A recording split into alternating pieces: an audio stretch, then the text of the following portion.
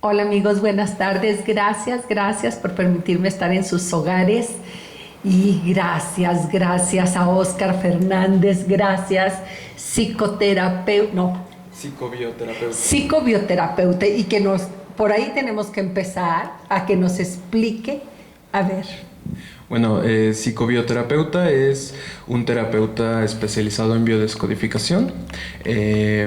La biodescodificación es una terapia que se centra en investigar, trabajar, tratar todo el trasfondo psicoemocional que se encuentra detrás de las enfermedades y, digamos, es un complemento a la medicina en donde habrá pacientes que su problema médico, digamos, no se podrá solucionar tan fácil desde lo físico, porque existirá un trasfondo psicoemocional que es lo que vamos a abordar desde la biodescodificación.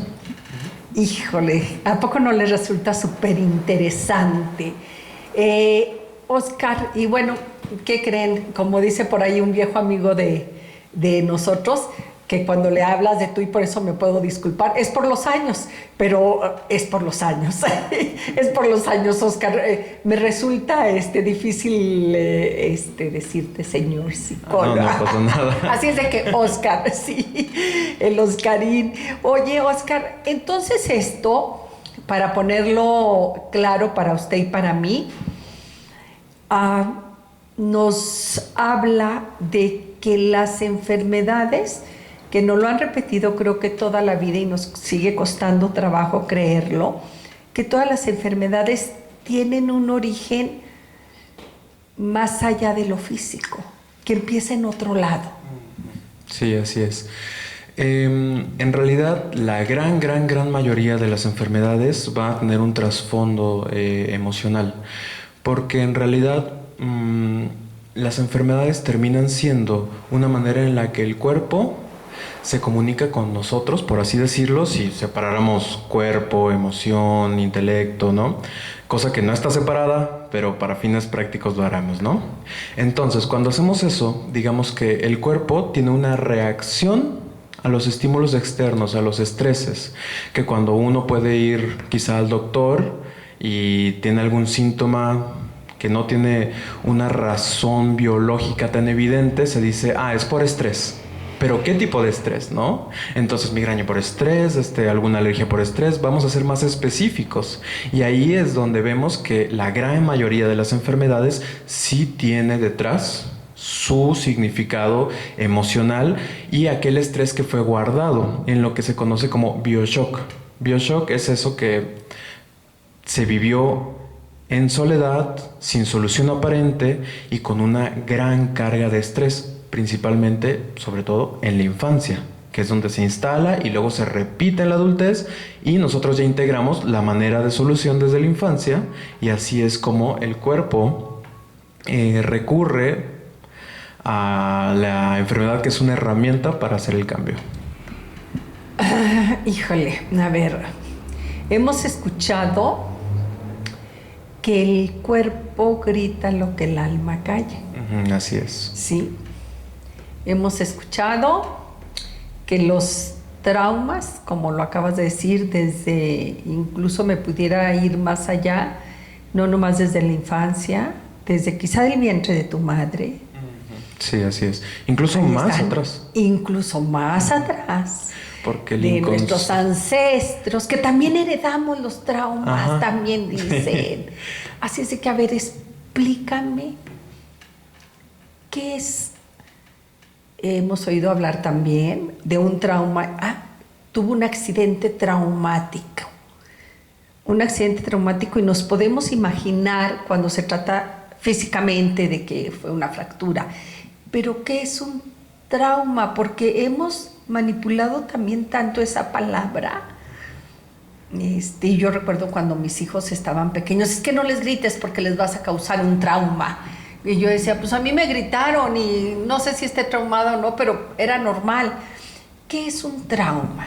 Bueno, ese ejemplo que pones de que antes era más normal gritar, también tiene que ver que el trauma no importa mucho en cuestión del hecho, sino que importa de cómo vivo el hecho. Entonces a dos personas le puede suceder exactamente lo mismo y uno genera un trauma y otro no genera trauma. Y a lo mejor ambos generan trauma, pero de manera distinta. Uno se sintió desprotegido y el otro se sintió separado, ¿no? Entonces son cosas que son muy independientes de cada uno. ¿Y eso las determina? Eso lo determina en biodescodificación. Cambiamos la palabra trauma por bioshock. Bioshock es, como lo dije ahorita, un evento vivido en soledad, sin solución aparente y con una carga de estrés muy grande. Y sobre todo, no siempre es así, pero a veces puede crear una estructura cuando es la primera vez que experimentamos eso. Y tú no sabes, pero te tengo que hacer la aclaración. Ajá. Te voy a estar interrumpiendo, ¿eh? Okay. Te voy a estar interrumpiendo porque esto de que dices en soledad no quiere decir que estoy solo, que no hay nadie a mi lado. No, claro que no. Es soledad aparente. Es decir, nadie puede ayudarme, nadie puede correr a mi auxilio. Me encierro en mí y trato de resolverlo o ni de resolverlo, ahí lo tengo. Ajá. Entonces, digamos, por poner un ejemplo. Un niño, un ejemplo burdo, ¿no? Un niño se cae y están todas las personas a su alrededor, pero nadie se da cuenta.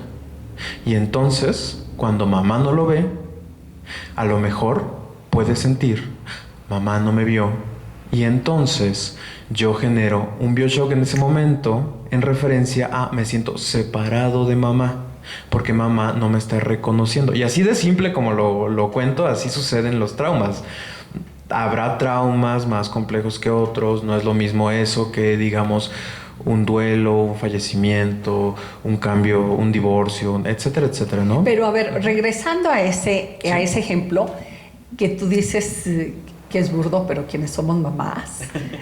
Oye, y quienes somos mamás sabemos que a veces actuamos diferente, que también decimos, no, ni lo voltees a ver.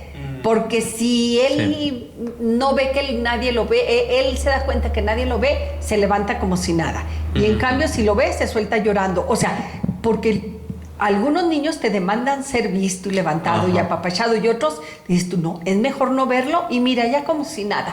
Exacto. Y como bien lo dices, depende del niño. Depende del niño. Y más que del niño, depende de la mamá. Porque aquí hay algo muy importante. El niño y la mamá son uno en inconsciente hasta los 7 años. Yo sabía esa fórmula y el otro día se le estaba diciendo a mi muchacha que tiene su bebé recién nacido, dice, es que llora cuando llega. Le digo, sí, porque estuvo separado de ti, por la simbiosis esta que hay, pero yo sabía que era hasta los 2 años. Hasta los 2 años hay una simbiosis fuerte, latente, que se percibe, pero hasta los 7 años el niño vive inmerso en el inconsciente de papá y mamá. Es decir, muchas veces cuando un niño sufre algún conflicto psicoemocional, la mayoría de las veces es papá y mamá el que está viviendo ese conflicto y el niño lo absorbe y lo trabaja. Cosa que hace desde el más profundo amor y la intención de solucionar desde el inconsciente. Entonces, hasta los 7 años, el problema del niño muy probablemente es el problema de mamá o el problema de papá. A ver, Oscar, esto no es razonado, ¿verdad? No, claro que no. O sea, es desde el inconsciente, es en el amor. Y entonces yo puedo pensar que lo que le sucede a mi bebé, a mi niño, tengo que voltearme a ver a mí, no el problema en el niño. Exactamente. Ya si el niño nace con un problema, digamos, médico, ahí hablaríamos de una cosa distinta. Pero hablemos tocando biodescodificación, que el niño tiene una enfermedad cuando es pequeño, no nació con ella, no es congénita. Entonces vamos a estar hablando de que sí, probablemente sea un conflicto de mamá, un conflicto de papá que esté absorbiendo el niño y lo esté reflejando porque papá y mamá no se hacen responsables de su propio conflicto. Cosa que pasa muy seguido y no quiere decir que seamos malos padres, malas madres, porque al final de cuentas hacemos lo que podemos con lo que tenemos. También lo que podemos con lo que tenemos y siempre desde el amor. Pero Oscar, entonces aquí me estás hablando y todavía no hablamos, yo quiero estar en contexto para cuando lleguemos de la biodescodificación, entendamos en todos los casos y los por qué se puede llegar a hacer eso, antes de hablar de cómo funciona o qué es, ¿verdad? Pero entonces, yo me pregunto, cuando estamos alrededor de los niños, podemos decir, mira, este niño es lento para correr, este niño es demasiado agudo, o sea, les ponemos, y sé que como mamás y como abuelas, siempre estamos como que poniéndoles una categoría a todos los niños mientras están jugando. Y al que se queda sentado porque se queda sentado, y al que brinca porque brinca. Pero entonces, esto me da de referencia que la mayoría de lo que viven los niños no es que sea un reflejo como reflejo de que se porta así porque yo soy así, pero sí es un reflejo a lo que vive en familia. Ambos. ¿Ambos? Es un reflejo tanto a cómo yo me porto, lo que vivo en familia, y también al inconsciente familiar, que eso pues se comparte inconscientemente entre todos, y vivimos en el esquema familiar en donde lo que siente uno se refleja en el otro, aunque no nos demos cuenta, y toda la familia ve la vida de una cierta manera, y entonces eso se convierte en una estructura, y la persona crece creyendo que el mundo es de tal forma, pero en realidad el mundo es de tal forma en su casa, y el mundo es, pues, quién sabe cómo es, nadie sabe. Por eso te iba a decir, es que todas las familias ni siquiera somos funcionales. Es que le roscas y todas, todas funcionamos. Yo un día discutía eso y ya no me acuerdo en qué quedé, si éramos funcionales o disfuncionales, porque al final, pues para mí, mi familia es funcional, y como es diferente a la de los demás, pues las demás son disfuncionales, pero la mía es la funcional. Digamos, no en términos estrictos, sino que ya en planteando eso, todas las familias son funcionales dentro de sus propios conflictos que vienen cargando. Es decir, todas las familias funcionan para solucionar los conflictos que han estado generándose en todo el árbol genealógico, desde atrás hacia adelante, en el presente, en el pasado. Entonces, todas tienen un propósito. Cada uno de los participantes de la familia es un actor que juega un papel, y cada papel es sumamente importante. No todos los papeles son sanos, la gran mayoría no lo son. Puedo ser el hijo medicina, hijo bastón, el hijo... Etcétera, a ver, vémelos. Bueno, si soy el hijo bastón, cargo a los papás en la vejez. Si soy un hijo de reemplazo, es alguien que... O sea, estoy reemplazando a alguien que ya se fue, o a un hijo no nato. Hay personas que pierden a su hijo y le ponen el mismo nombre al siguiente, y entonces soy un hijo de reemplazo del hijo pasado. Entonces yo no soy yo soy el otro. Así como yo no soy yo soy mi tía, o yo no soy yo soy mi abuelo, ¿no? Esto por los nombres también. Y esto, quedamos que le iba a interrumpir, ¿verdad? Okay. Ahí quedamos. Así es de que, mira, sería muy fastidioso si para todo te estuviera diciendo, mira, perdón, pero dame chance. Así es de que, así, sin protocolos. A ver, y aunque el hijo no sepa que es el de reemplazo, él lo va a saber.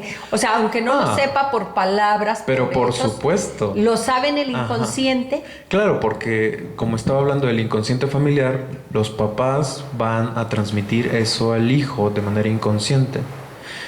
Que si en su actuar, que si en su manera de comportarse con él, que si en lo que sienten cuando lo ven, que si lo ven y sienten que están viendo al otro hijo. Y eso es inconsciente, no lo estoy pensando. Ni los papás ni él. Ni los papás ni él. Y lo hacen con toda la buena intención del mundo, ¿no? ¿Y esto modifica el comportamiento de ese hijo? O más que modificar, ¿es el que determina el comportamiento de ese hijo?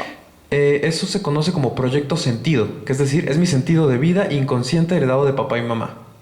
Por lo general. A ver, ¿cómo? Proyecto sentido. Proyecto sentido. O sea, ni siquiera lo sé yo, pero eso es lo que da sentido a mi vida. Exacto. Híjole. Y entonces, no solamente tengo uno. Por lo general tenemos unos 2 o 3 de cada papá.